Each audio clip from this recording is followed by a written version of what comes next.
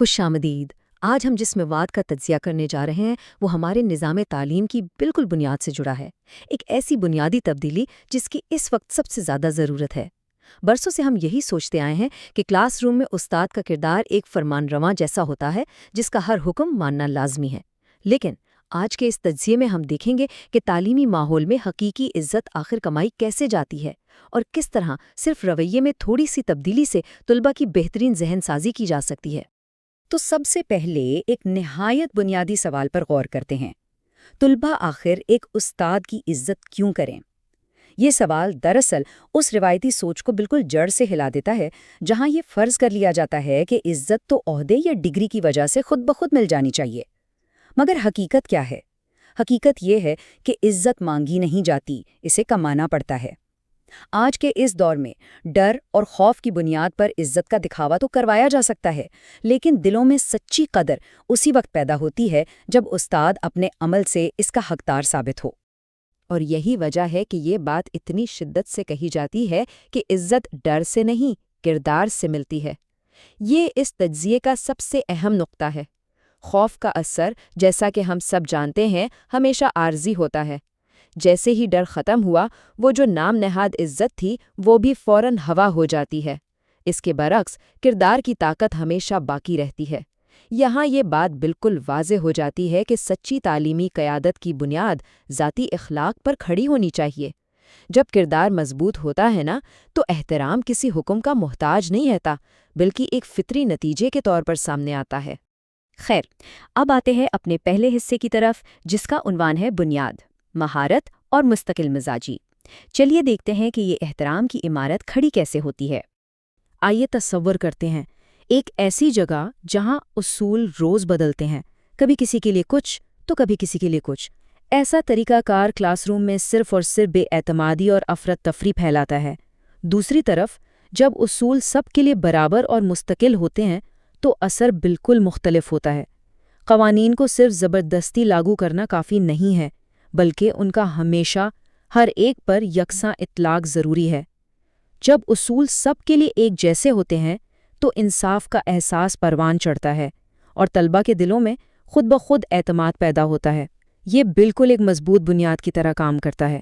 اس اعتماد کے ساتھ ساتھ ایک اور چیز جو طلباء کے رویے پر گہرا اثر ڈالتی ہے وہ ہے علمی قابلیت۔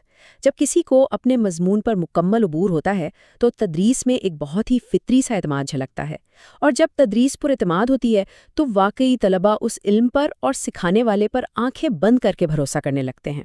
یہ اعتماد کسی قسم کے جبر کا نتیجہ بالکل نہیں ہوتا، یہ تو ایک فطری اور غیر مشروط احترام کو جنم دیتا ہے۔ سچ پوچھیے تو علم کی یہی پختگی کلاس روم کی سب سے بڑی کشش ہے۔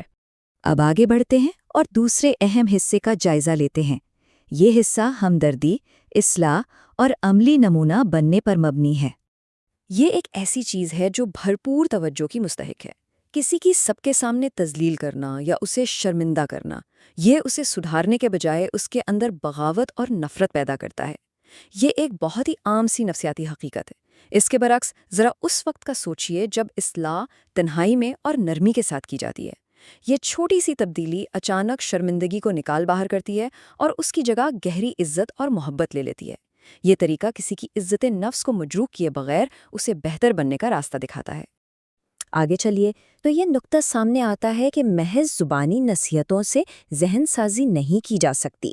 اصل میں اثر وہاں سے شروع ہوتا ہے جب ایک استاد خود وقت کی پابندی اور اچھے اخلاق کا عملی نمونہ بنتا ہے، کیونکہ بچے وہ نہیں سیکھتے جو انہیں کرنے کو کہا جاتا ہے، بالکل نہیں، وہ سیکھتے ہیں جو وہ اپنے بڑوں کو کرتے ہوئے دیکھتے ہیں۔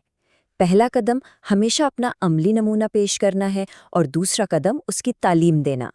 کہنے کا مقصد صرف اتنا ہے کہ عمل کی آواز الفاظ سے کہیں زیادہ بلند ہوتی ہے۔ اور اس سب کے بعد ہم اس تجزیے کے تیسرے اور آخری حصے پر پہنچتے ہیں، جو کہ پرسکون رویے کے ذریعے حقیقی اختیار حاصل کرنے کے بارے میں ہے۔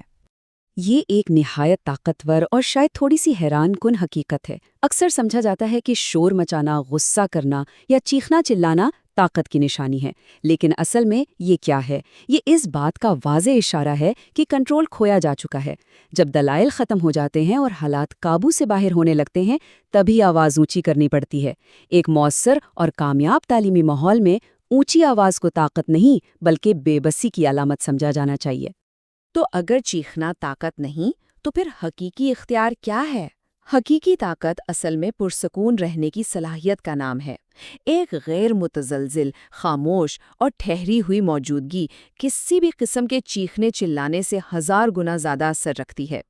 جب ماحول میں دباؤ ہو لیکن اس کے باوجود کوئی اپنا سکون برقرار رکھے تو یہی اس کے اختیار کی سب سے مستند اور سب سے سچی شکل ہوتی ہے۔ اصل میں یہ سکون ہی ذہنی پختگی اور مکمل کنٹرول کا دوسرا نام ہے۔ اور اب اس تجزیے کے اختتام پر ہم اس آخری اور فکر انگیز سوال پر واپس آتے ہیں جو ایک نئے انداز میں سامنے آتا ہے۔ کیا کلاس روم خوف کے زیر اثر چل رہا ہے یا کردار سے متاثر ہو کر وہاں سچی لگن پیدا ہو رہی ہے؟ یہ وہ سوال ہے جو تدریس کے شعبے سے جڑے ہر شخص کو اپنے طریقہ کار کے طویل المدتی اثرات پر گہرائی سے سوچنے پر مجبور کر دیتا ہے۔ دراصل کردار سے متاثر ماحول ہی وہ واحد جگہ ہے جہاں سچی تعلیم پروان چڑھتی ہے۔ آج اس بصیرت افروز مواد پر غور کرنے کے لیے ساتھ جڑے رہنے کا بہت شکریہ۔ یہی وہ سوچیں ہیں جو ہمارے آنے والے کل کو بہتر بنا سکتی ہیں۔